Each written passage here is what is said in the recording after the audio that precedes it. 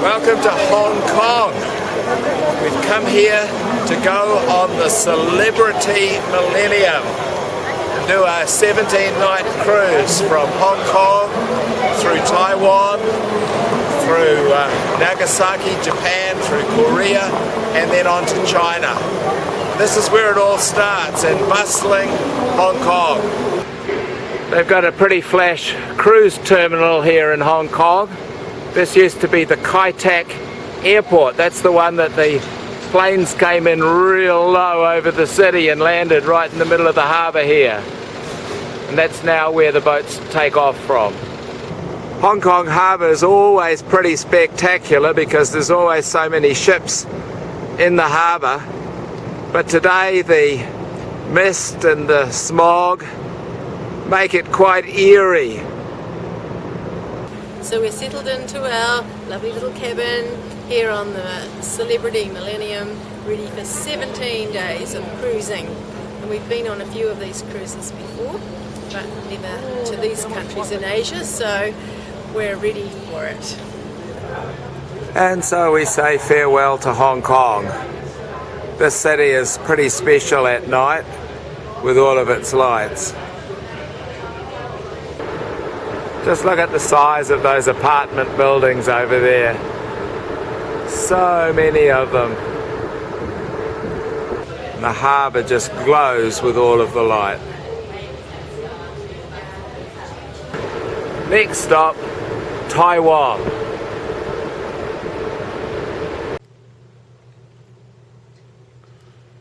So our cabin on the Celebrity Millennium is number 3032, and it is very comfortable. We love being able to see the natural light and the sea as we pass by, but comfortable bed, couch, all the amenities that you want, and all in all it's very nice, and it's light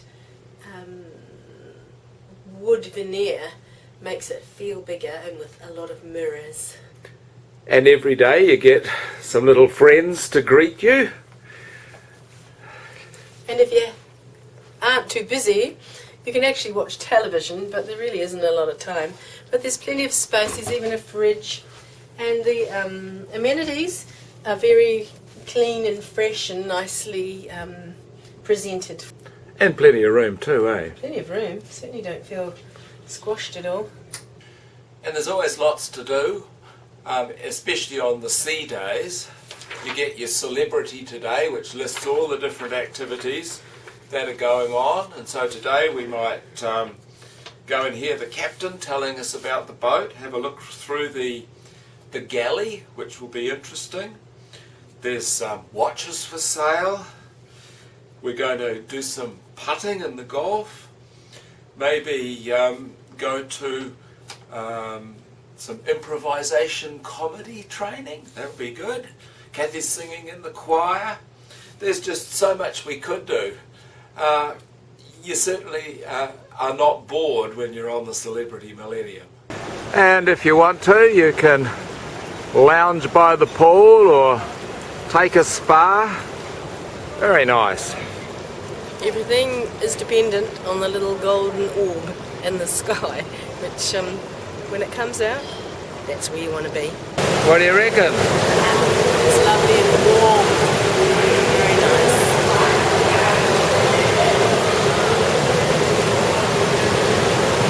Ross from New Zealand. Ross from New Zealand. Okay, Ross. Have you ever played hockey before? This is a first. We're gonna see if you can do it. So let's get you a puck over here. There we go. Now Ross, all you gotta do is swing and not let go. No, whoa, gosh, heads up. Stand back, everybody. No, God. Okay. Number two, we're gonna work on your form just a little bit. Okay, there's two shots. Take that stick away from him. Oh, you're no good at it. He gave it a whack. Nice to have a burger by the pool. Looks lovely, eh? What's the burger like? It's exactly how you want it, because they just give you the bread and the meat and you put all the other bits in it. It's nice.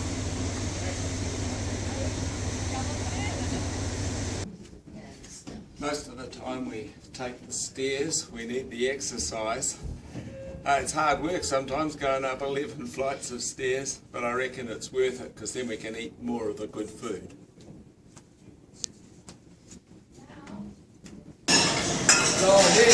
This is where all the food is created and assembled. Amazing amount of food prepared each day. They have the buffet and of course the specialty restaurants, but the amazing thing here on Celebrity is that they will cook a specific meal for you, whatever it is that you want. They'll go ahead and create that for you.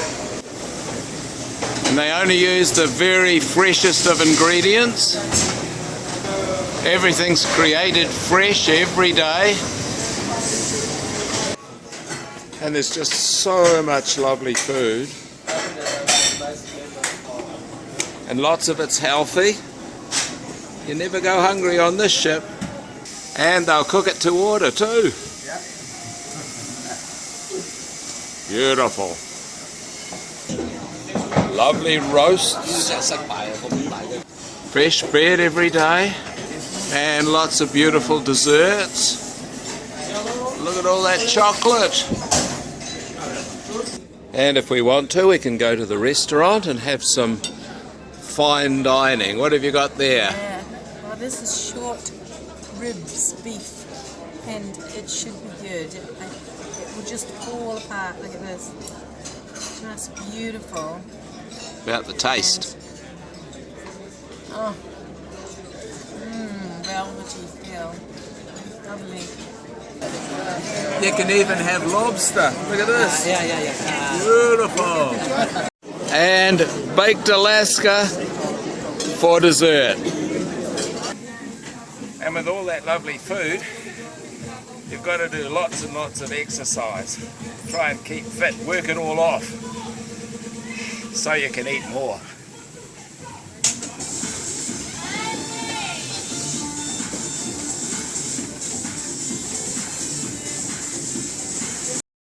Well, we've been the luckiest people on the Celebrity Millennium because we've had Rodham and Nolly to look after our rooms. Now, tell us where you come from. I'm from the Philippines. Both Both of us. Yeah. Both of you came from the Philippines. And which part of the Philippines? In Cavite. Cavite? Yeah. And they have taught us how to say good morning and good evening. So how do we say good morning? Good evening. Magandang umaga. Magandang gabi. Gabi In the morning. is morning. Yeah. And Maganda. Magandang umaga is Umaga. morning. Is morning. Magandang gabi is evening. Evening. Yeah.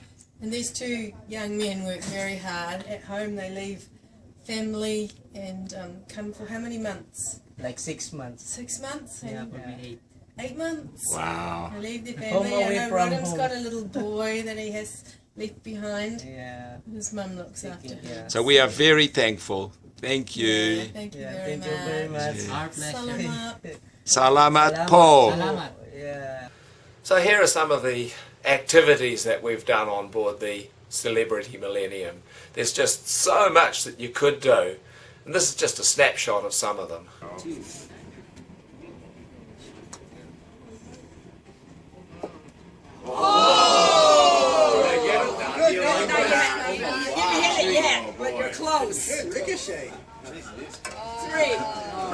Our number one leader with 21 points for the course. So close. It is Ross. Where is he? There he is. You get your pen, you get your golf ball, and you get a bunch of t-shirts. So thank you guys. Guys, I hope you had a good time. Good job. Yeah. 5, 6, 7, 8, 1.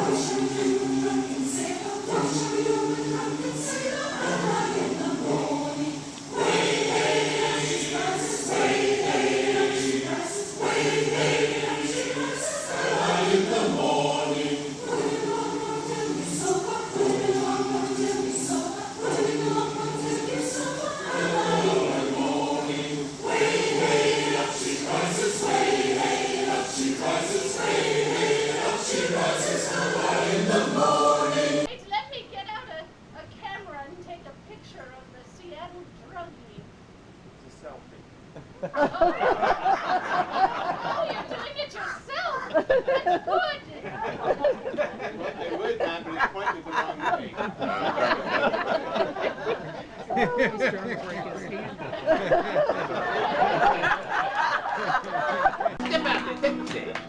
I love going to the shops for my honey. Oh, yeah! That's a good one. I do the shopping 'cause I love my money. Oh, that's nice. I love shopping for my honey. I love shopping for my honey. If she gives me some money. Oh yeah! That's the way to do it. Yeah, I got the shopping blues. Got the shopping. Oh, I got the shopping blues. We got the shopping. Whether it's for a shirt or some shoes, I got the shopping blues.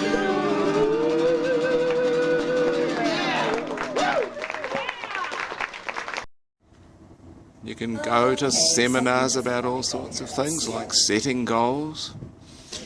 There's a one-day sale on most days. Get the lovely watch sets for just $20. And our little purchase, cough mixture. We're going to need that. And if nothing else takes your fancy, you can always find a deck chair and loll in the sunshine, read a good book, or just have a snooze.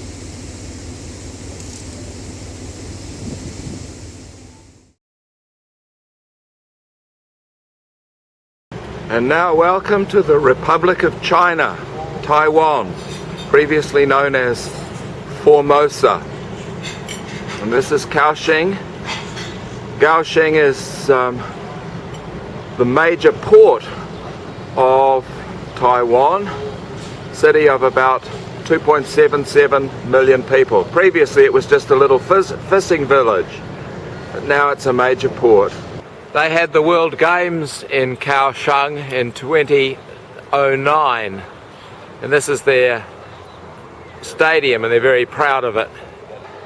This is the main stadium, and today the kids are playing sort of frisbee football. They're pretty skilled at it too. Back in the Qing dynasty, Taiwan was part of China. So here we've got some of the old emperor pagodas. And you can see they're protected by the dragon and the tiger. So we're going in the dragon, coming out the tiger. And inside, the artwork all tells the story of their history. And not all of it is nice. The pagodas are all beautifully painted. So the walls show all the various stories from ancient times through to relatively modern time, and it's beautifully, beautifully done.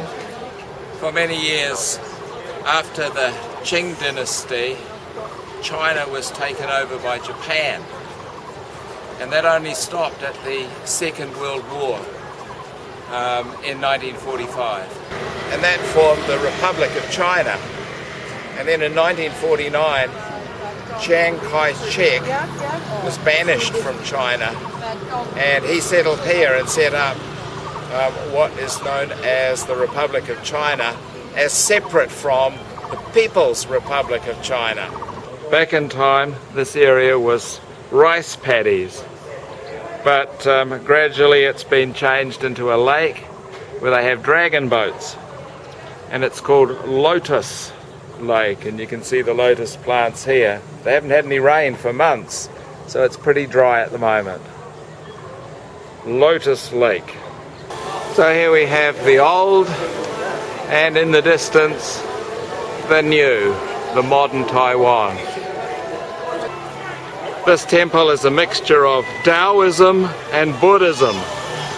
Taoism from Laos, Buddhism from India. You always go in on the right and then come out on the left. And inside the temples are really very, very ornate.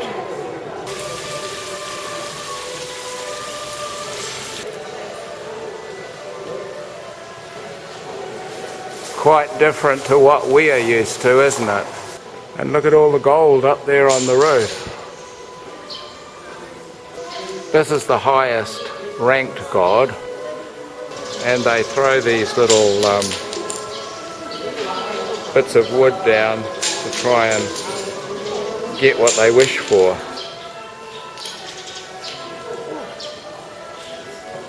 So to find out the answer to your wish, you throw these up. They have a number on them, and the number leads you to a little slip of paper.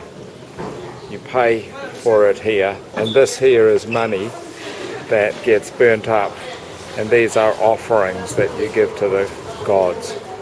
So the number on the stick leads you to one of these slips of paper, which has got all the different answers to your questions and your wishes. It's interesting going into these places as a Christian, because the kind of religion that's going on here is so far away from what we know as Christians, and the reality that we have in Christ. It's all very beautiful, it's all very colourful, but it's all really about luck and chance and hope. But the reality that we have in Christ is so much stronger and deeper and more meaningful, I reckon. So Taiwan is a melting pot of different religions. Taoism, Buddhism, these are Buddhist gods, Hinduism, and also Christianity as well. But ultimately, Kaohsiung is very Chinese. The motorbikes, and the street vendors, and the hustle and bustle of life, mixed in with lots of tourism.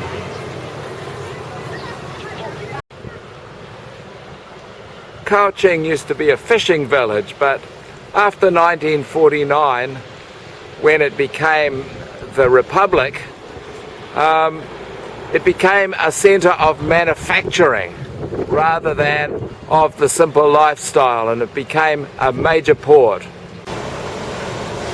And these days Kaohsiung is one of the busiest ports in the world, especially as a container port. Just look at all the containers over there. This port really is incredibly big. We sail for over an hour through the port, and everywhere you look there are boats being serviced.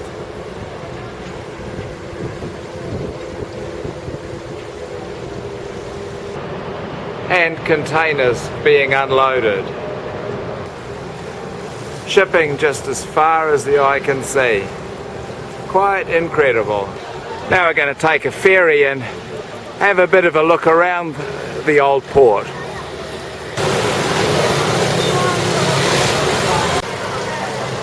And welcome to downtown.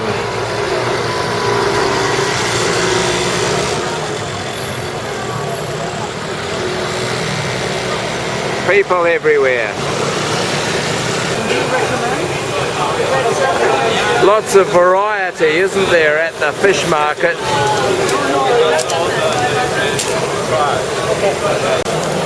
Octopus kebabs, steamed fish, cooked on the road.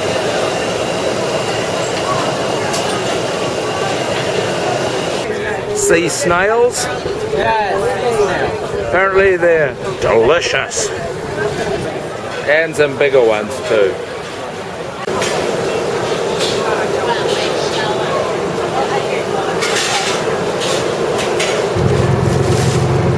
And then it's back to the ship after a nice day in Kaohsiung, Taiwan. now we're in Keelung, which is the port city for Taipei, the major city in Taiwan. This is a pretty big city in its own right.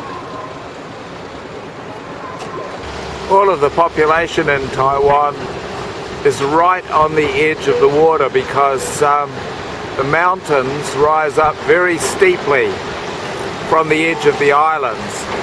That means they have a lot of problems storing water here. They get plenty of rainfall, but they don't have much land on which to live and to store their water. That's true of all of Taiwan. See the mountains over there, which are really uninhabitable. Under Mao Zedong, all of the threats to China were basically got rid of. And here in Taipei, in Taiwan, the same thing was happening.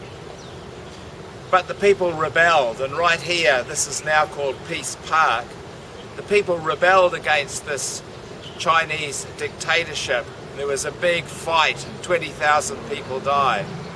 But out of that came Taiwan, the Republic of China, a separate country where there was peace, where there was freedom rather than the communist rule. All white people were removed and banished and killed, and this is a memorial in memory of the White Terror, they called it. Taiwan is a democracy, so this is the President's Palace. It was built by the Japanese but taken over and now used by the President.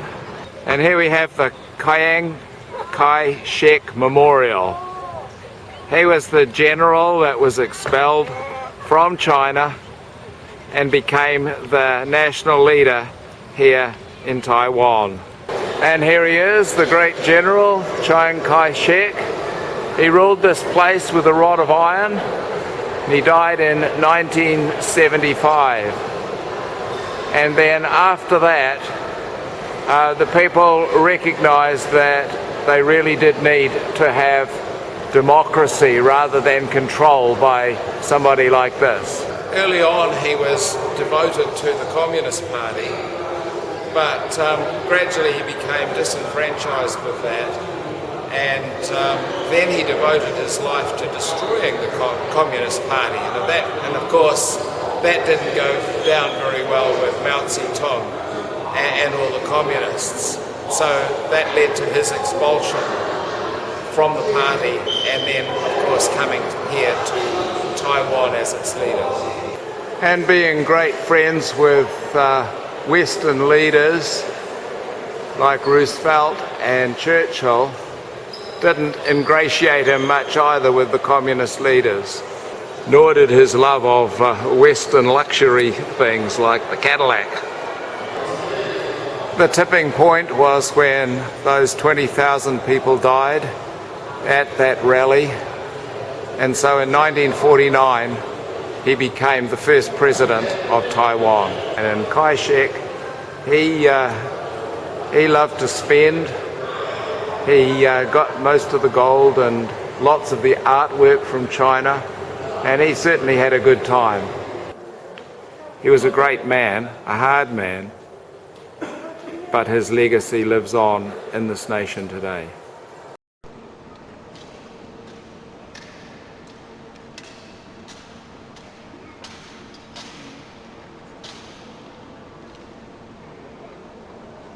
He was both a very lucky and a very brave man. Mao Zedong could have had him executed, but instead had him expelled from China, and as a result we have modern Taiwan, we have democracy, and they respect him. These people of Taiwan respect him and certainly remember him well.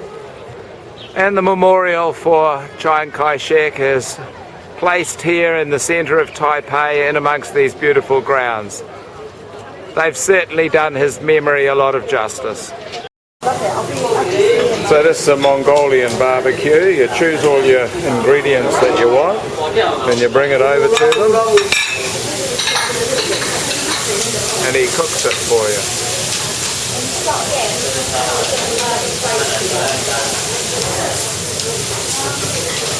It's all done in a few seconds.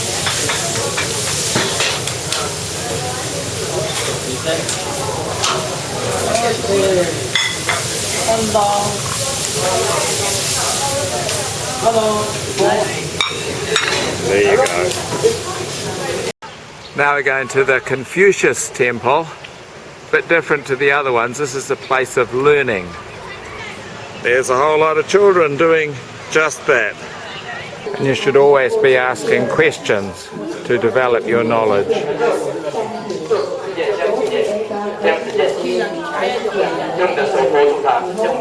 Don't know that he is.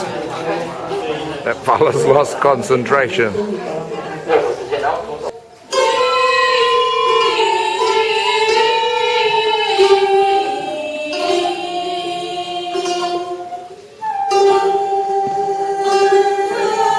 The musical scale that they use for Eastern music, of course, is quite different to ours, and so is the tuning, so that's why it sounds somewhat different, but it is very Asian, and that's when you hear it, you know you're in Asia.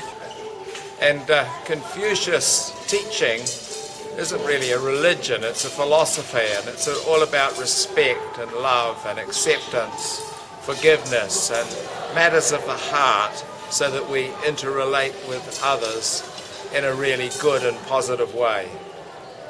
What's this building? It's the 101, has 101 floors. It's up in the clouds today. It's called Taipei 101. At one stage it was the tallest building in the world. It's a long, long way up there. Maybe some of those 7 million people came in here today to Taipei 101. It's all happening here. There go all the passengers from the Celebrity Millennium on their way up to the top of Taipei 101. This is where you get all your luxury goods, your Prada and your Dior, your Burberry and your Bulgari, but lots of lovely products.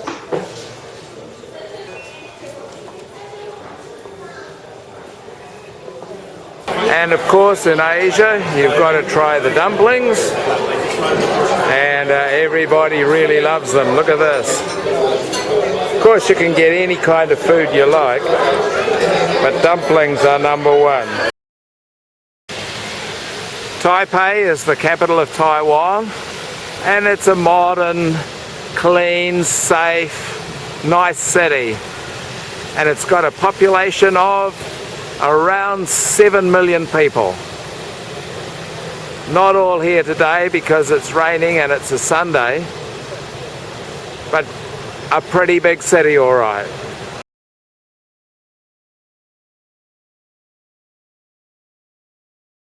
And now welcome to Japan. We're now in Nagasaki, and it was 70 years ago that this city experienced what has to be one of the worst events that's ever taken place in the history of mankind. Over there is Mount Inasa. We're going to go up there on a cable car. And here's Nagasaki from the top of Mount Inasa. The Americans weren't intending to bomb Nagasaki, but the place where they were to bomb, they didn't get good view of it, so this was number 2. And they bombed it here because there's great shipbuilding, which you can sort of see over there. And that's why Nagasaki was chosen for the second bomb. The hypo center for where the bomb struck is just over there, and it didn't actually strike at ground level, it struck 500 feet up in the air. The bomb that destroyed Nagasaki was much bigger than the one that hit Hiroshima a few days before, and it led to the immediate capitulation of Japan, and really to the ending of the war with America. And this is Peace Park. This was created in 1955 as a memorial of the terrible event that took place here, and it was made in the hope that it would that such a thing would never happen ever again.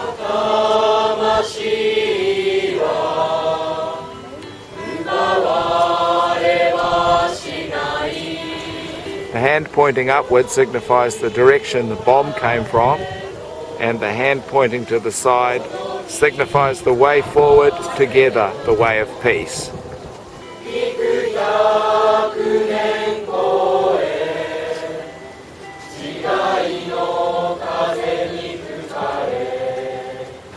These are the walls of Nagasaki prison, and when the bomb struck, they were reduced down to this. This is all that was left, flattened like the rest of the city.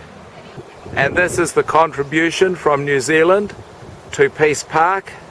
It's shaped like a korowai, a cloak, and it's saying that after winter comes the consolation of spring. So now all the 7 continents of the world should be in peace and as one. This is a very powerful place. It's a reminder about what man can do to man, but it's a beautiful, peaceful place, and I think they've done a really good job to represent such a horrific thing in such a beautiful way to remember the people, and also the point of it all, which was that nobody wins in war. Very appropriate for here, Japanese maple and flowering cherry. Cherry blossoms. And this is the hypo center for the atomic blast. So right above me here, about 500 feet up, is where the bomb went off.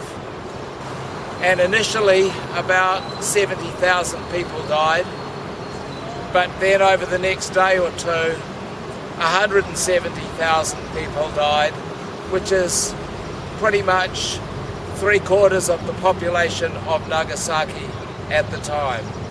This little river was just filled with bodies and debris, and then survivors came to drink from it because there was no water, and when they drank from the river it made it even worse because it was full of radiation.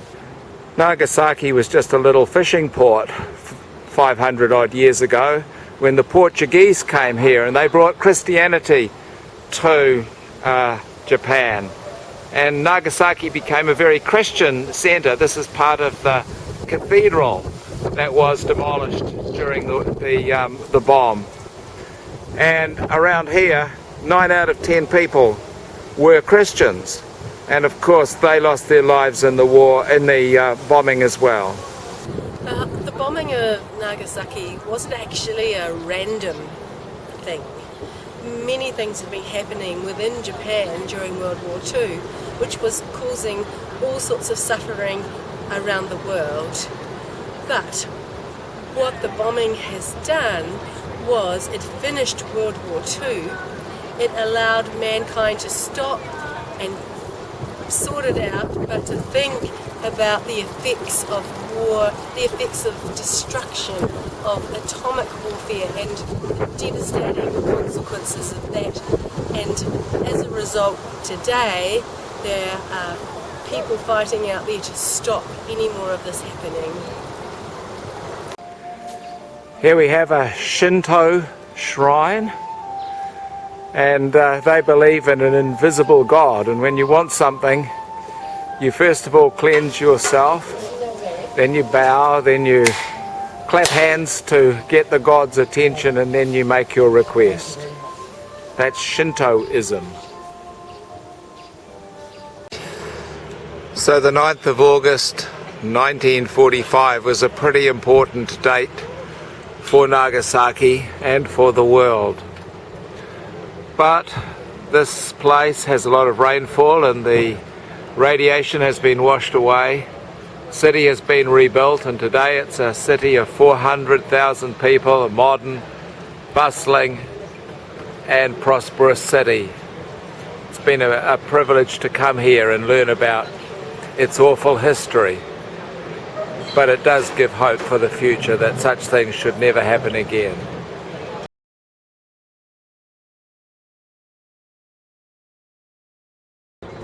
And now welcome to South Korea. We're going to be visiting 3 cities in Korea. This is Busan. We're also going to the island of Jeju, and then Incheon, which is the port for the big city of Seoul. Korea is the home of Kia and Hyundai and Samsung, and it's a very go-ahead nation. Busan here is the second largest city, 3.5 million people. With nearby cities, it's about 7 million. And you get the best view of Busan from the top of the tower. Busan has the 5th largest port in the whole world. Probably so they can export all those Kias and Hyundais and Samsungs. Certainly is an impressive city. And they're building a tunnel from here, from Korea right through to Japan. So it'll be better linked to the rest of Asia. They sure do pack the population in these Asian cities, don't they? So many people in such a small area. So this is the Korean version of the locks on the bridge. Seems to be a lot of love in Korea.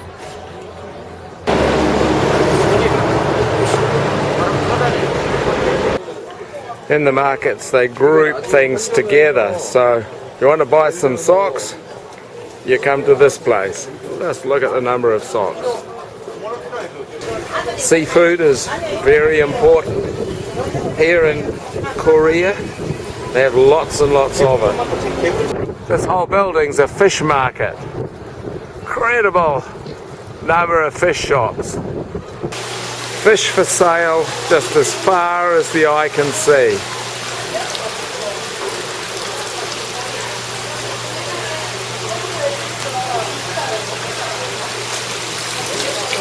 Some of these things I have no idea what they are. Sea squids or something. And just look at the size of the cockles and the mussels, and they're all alive, oh. Nice crayfish, crabs. So they're cleaned and packed, ready for sending out to the shops. This fella's going to try and make a break for it. He's on his way out, back to the sea. Almost as if they're talking to you. Some of the stuff looks so unappealing. Look at this intestine critter. Oh, the amazing thing is that every day this is fresh. So tomorrow all of this will be happening again. That's incredible. And it doesn't smell, it's all smells fresh. The only thing I can't find in here is some chips to go with my fish. Lots of nice seaweed, dried fish in the fish market. Up till today I've never really heard of Busan, but it is a pretty incredible, massive, great city. Next stop in Korea is the island of Jeju. This is a volcanic island. You can see there are volcanic rocks everywhere, and in front of all the villages they have these statues, and the women, if they touch the statue's nose, they have a boy.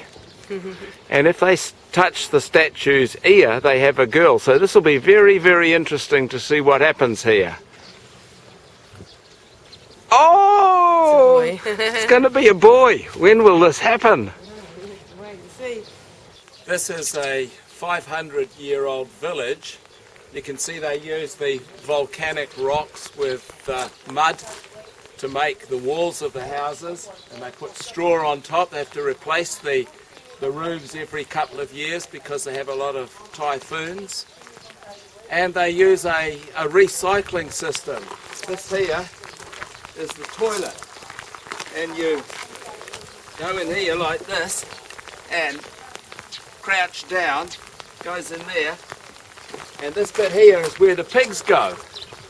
And the pigs, how shall I put this nicely, recycle the waste, and then that's used for compost. So they have a complete recycling system in the village.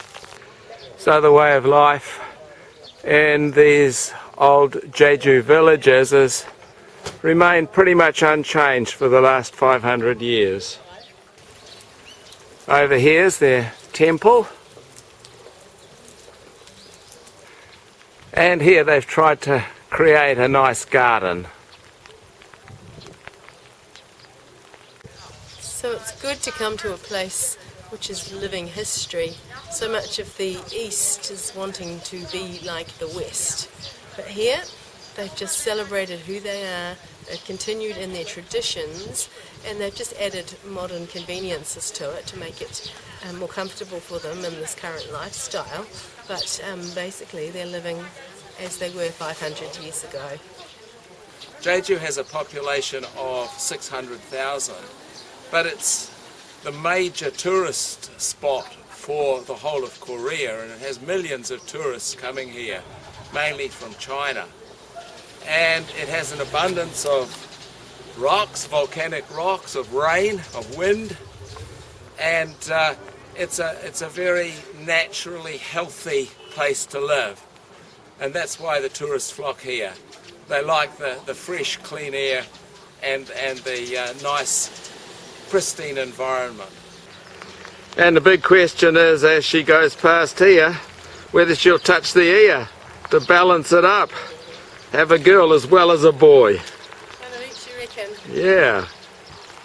Can't reach. 2 boys. 2 boys. Yay. This is the crater for one of the volcanoes. There are about 370 volcanoes on Jeju. Hasn't erupted for thousands of years, so it's pretty unlikely to do so today. The craters aren't quite like what we're used to because they're filled with vegetation. That's because they're so old.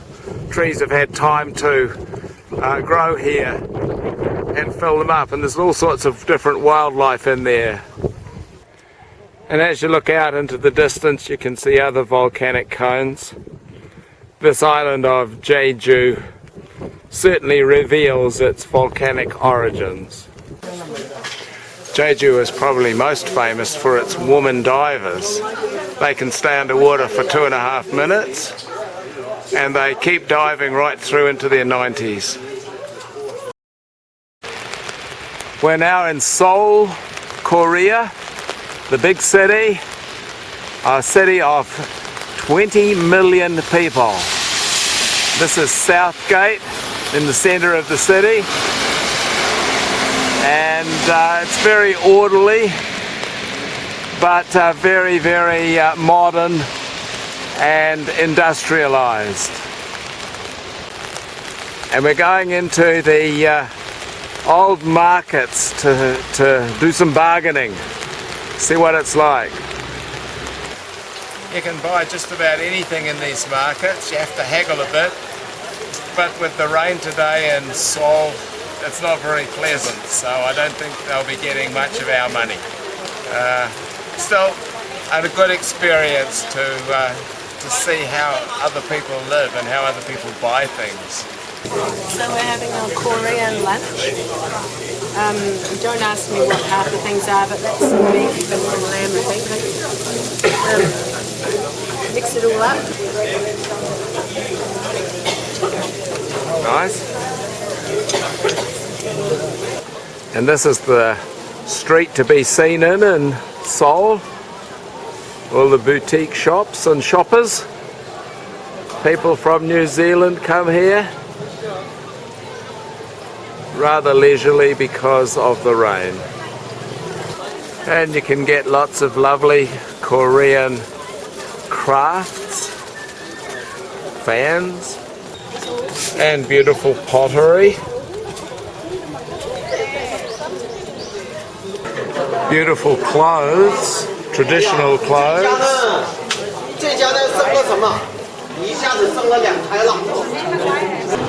But really, Seoul is like pretty much any other big city in the world. You'd hardly know you were in Asia. This could be downtown Auckland, downtown Sydney, downtown Wellington. Pretty much any big city in the world. Korea uses a much simplified alphabet compared to Chinese, so you can probably start reading and writing within a week. So if I go S, your, Shung, or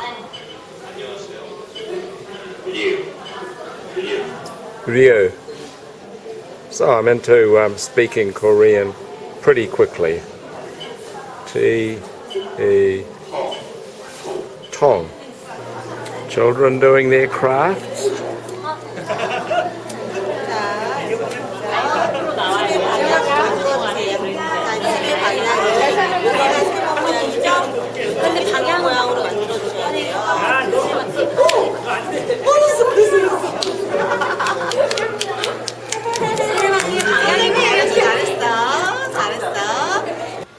Lots of lovely picturesque scenes in Korea.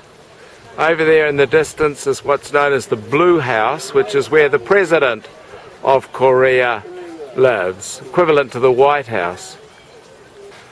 We're now in the King's Palace of Korea, dating back to 1392.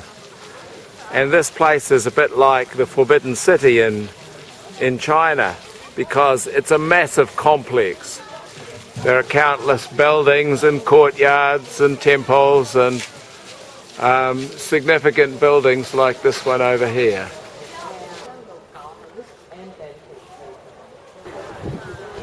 This is the banqueting house for holding feasts and parties. These are the royal kitchens. Charcoal fires placed in there. Smoke came out there and the cooking went on inside this building. This is the food storage area for the palace, and they store sauces in there. You can store soya sauce in these jars for over 200 years if you need to. The more jars you have, the richer you are. The complex is so big it would be incredibly easy to get lost. Probably not for the king, but for everybody else it would. And here we have the king's throne. So he used to rule from just over there. This one is the king's bedroom. The importance of having a son was even more obvious way back in those days. The king would sleep in this room here. Behind him is a whole other room which had young girls from the age of 13 who came and lived there and got primed, and at age 17 they were required to come at least once a month and sleep with the king, and the whole purpose was to have a son. So Korea as a nation really started in the 1390s when the king got established here. But over the years it's been dominated by Japanese who destroyed this whole palace complex a couple of times, and it's gradually been rebuilt. And then in the 1880s, right through 1945, Korea was totally dominated by Japan, and at the end of the Second World War, that led to the North and the South, Russia controlling the North and America controlling the South. In the 1950s, there was the Korean War between the North and the South, which finished in 1953. And now Korea is a very modern, very industrious, very powerful industrialized nation, very modern. You'd hardly know that you were in Asia. So it's been great to come here to Korea. This is a very modern, industrialized nation, but it's built on a history that goes way, way, way back. And over here we can sort of see that. There, the big buildings of the modern Korea, and in front, the historical part of it. So it's been a privilege to come here. And now welcome to Tianjin in China. We finally made it to China. I'd say that most people have never even heard of Tianjin, but it's actually the third biggest city in China. And around every corner there's more people, more buildings, more construction. Everywhere you look in China, there's construction going on. Then with all the construction, there has to be housing for the people. So everywhere there are piles and piles of apartment buildings. Construction, trucks and apartments. Everywhere you look, there are great big buildings in the distance. Yet another area where people are living so that they can work on the construction. This kind of way of life is just so different and so foreign to what we're used to. Quite incredible, and yet it's normal everyday life for the people who live here. This is Tianjin city, and it's a city of about 15 million people total.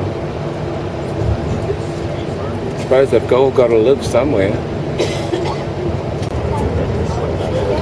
And to their credit, they're planting billions of trees. Absolutely billions. Wherever you look, there are tree planting and tree maintenance going on. Tianjin is a major container port.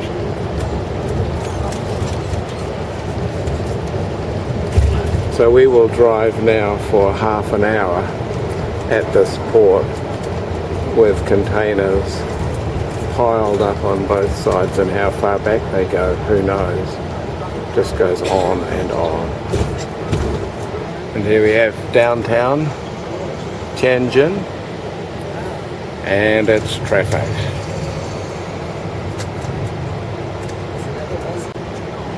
Not too many years ago there were little houses over there, all been pulled down and replaced by these monsters. We're now in the home of a Chinese family, a wealthy Chinese family, and this is their home. Not everyone lives like this. No, this is actually the last remaining one. The rest have all been victims of progress, I guess, and destroying part of their culture.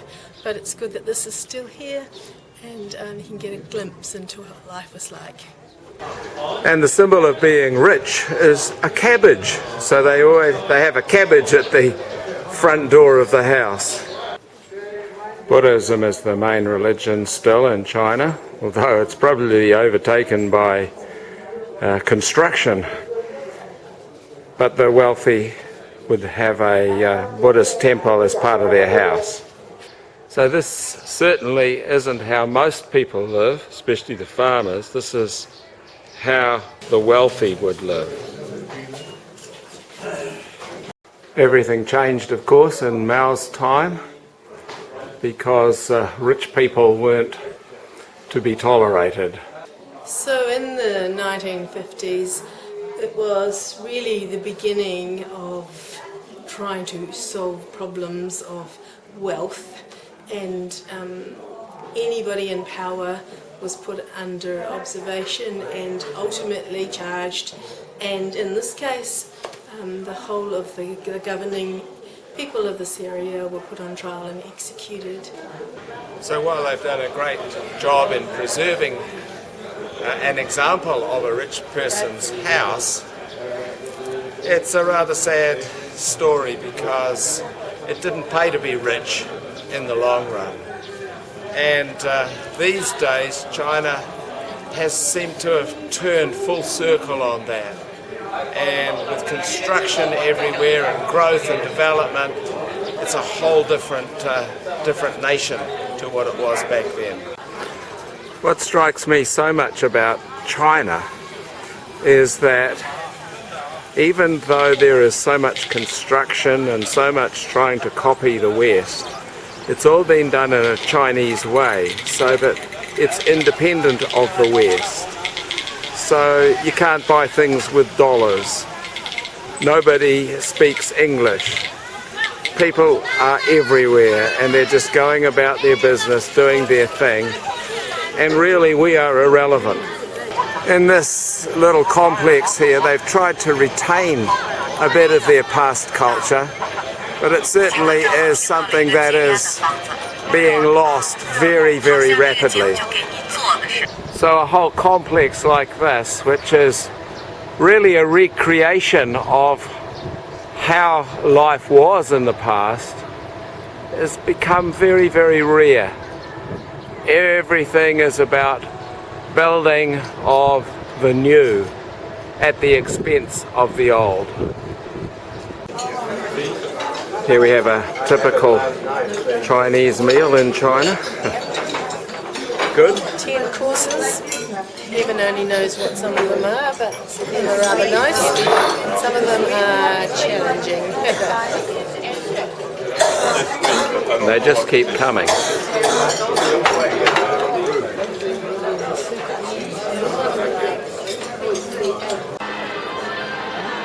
In downtown there's a ancient cultural street where you can buy various Chinese knickknacks. People everywhere outside the temple.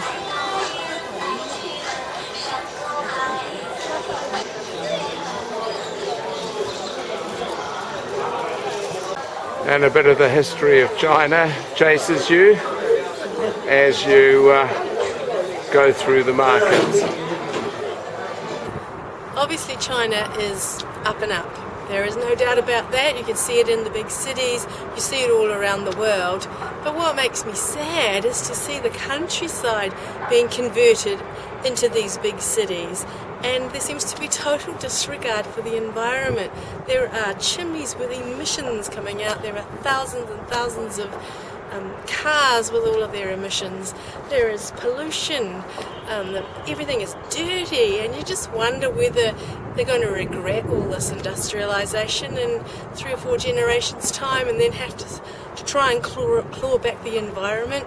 Meanwhile, they're harming the planet, and there are billions and billions of people that live here. I just hope that China gets it right in the end, because otherwise it's going to have a huge impact on the whole of planet Earth.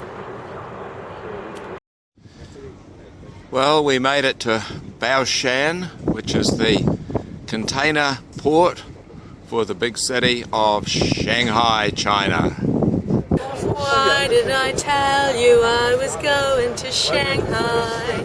I want to be with you tonight. Why did I tell you bye-bye for Shanghai?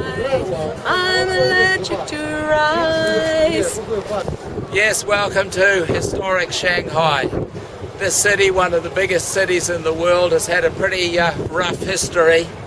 Back in the time of the Opium Wars in the 1800s, twice there were wars here, and it was with Britain and with other European nations. And the result was that China was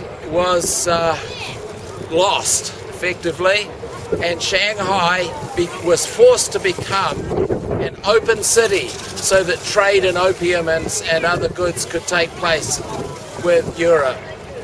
And then, as a result of the Second Opium War, Hong Kong was ceded to the British. But the sad thing is that after After this, the British and then the other European nations, they treated the Chinese terribly. And that has led to a lot of bitterness between China and these other nations. It was not a very happy period of history. In their own nation, they were treated so poorly. This area is called the Bund. And when the British built it here, they put one park only in. And typical of the time, they forbade the Chinese to go into the park. It was just for them. After the various revolutions, including Chairman Mao's revolution, China has opened up again, and especially the city of Shanghai is today a very open port. And what you're seeing over there is like it's Wall Street. It's only been built in the last 25 years. An incredible vista of construction and of seething life, which reflects the modern China. In the days of the Opium Wars, this is where they traded in the opium. But these days, the ships are all bringing materials for construction. And the signature building is the TV tower, 468 meters up there, with a revolving restaurant at the top. These days Shanghai is booming. The buildings over here behind us were all built in the last 6 years. It's incredible, the growth here. It seems that China has actually opened a whole new page of history, so it'll be interesting to see where that leads to. We visited the Jade Buddha temple, and this was put here to provide solace really for the people of Shanghai as they were going through really difficult times with overseas oppressors. You can go to the different Buddhas to get help in different things. This one is a medical one, and this one here is for help with problems. And this Buddha is reclining and made of jade, hence the name of this temple, Jade Temple. Now we're on Nanjing Road, and this is the shopping area where lots and lots of people are out spending. Shanghai is one of the biggest cities in the world. I reckon it's got about 35 million people. Now they're not all here today, but a good percentage of them are. And it's a great privilege for us to be here because it's certainly not like this in New Zealand. So shopping in China is not exactly the stress-free environment it is at home. You've got to compete with people pushing you and shoving you and just massive humanity. Maybe this is about the one-child policy. I don't know, but she seems pretty happy. So are you. We're now in Shanghai's People's Square, and this is the Shanghai Museum telling the story of this city. This museum is really popular for the Shanghai people. They come here in their droves, and it contains artifacts from the past like jade and coins and stamps and furniture and money and that kind of thing. Much of it was dug up and discovered, and they were able to then put it in the museum here. So it's great to have these priceless treasures. This pot, for example, goes back to the 1300s in the Ming Dynasty. While this beautiful plate is from the Qing Dynasty, 1600s, 1700s. Beautiful work, eh? Well, this sculpture was made in the 500s in the Qi Dynasty. Not sure why he lost his head. And way back in those days they were able to work in bronze too. And this stonework dates back to the 500s. Well, it's encouraging to know that the Chinese do value their past and the things of the past, like these exhibitions in here, and you get a grasp of all the different kinds of cultures that are within the one big place that we call China. So our 17 days on the Celebrity Millennium are over, and it went very quickly. The boat has been fantastic, very comfortable, lots of things to do, or not, whatever you wanted to do. The food was fantastic. The entertainment, some of it was just world class and very, very, very great to be part of. The offshore excursions were what we hoped, especially in the countries that we hadn't been to, Taiwan, Korea and Japan. Really enjoyed that. If there was any negative side, it was picking up a bug on day 2 or 3, and that has affected, for me especially, what I've been able to do, but it did seem to sweep through the whole ship pretty quickly. But we got there in spite of that, and we really did enjoy this time, so it's been fantastic. Yes, I've really enjoyed the Celebrity Millennium too. We were a little bit nervous about coming to Asia, but it's certainly been worth it because we've been able to see countries that we haven't seen before. And the thing that has blown me away particularly is the size of the cities and how incredibly industrialized and busy they are. They're not Asian like I expected, but they're very, very technological and masses of people, millions and millions of people, especially China. And so that's been a bit of a revelation. I really enjoyed it on the ship. As Kathy said, getting a bug hasn't helped, and having poor access to internet hasn't helped. But I think we've risen above those things, and we've taken from this trip something pretty fantastic, pretty special. So thank you, Celebrity Millennium. We've had a lovely, lovely cruise, 17 nights on a boat. It certainly is to be recommended.